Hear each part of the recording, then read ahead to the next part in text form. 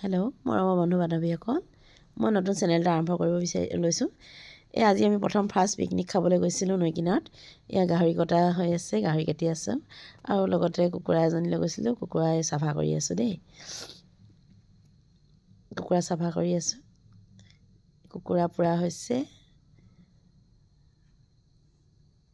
এই আমাৰ বোৱাৰীজনী আকৌ পানী একদম এক বাল্টিন বাকেটমান ভৰাই লৈ আহিছে নহয় একদম।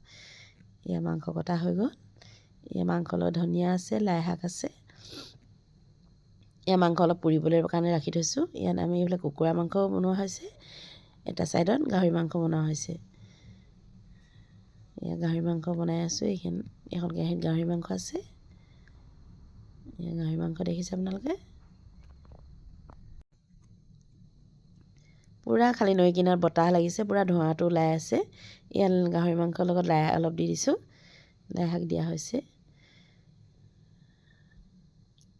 গাহৰি আৰু লাই এয়া বনাই থকা হৈছে দেই।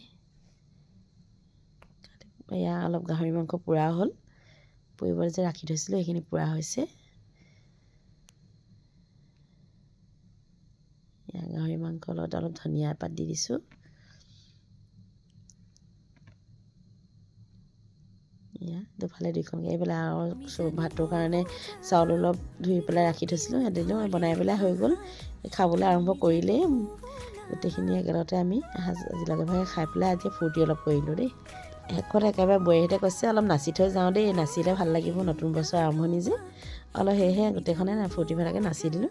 আহিবৰ সময়ত আমি একদম নৈ ওচৰত খাইছিলোঁ নাই, একদম ওপৰত মঠাৰি আছে। এয়া গৈ আছোঁ আৰু মঠাৰিবোৰতে বয় বস্তুখিনি লৈ পেলাই। এয়া গোটেইখিনি আগবাঢ়ি গৈ আছে। এয়া আমি বহুত ডোখৰ বাট যাব লগা হ'ল।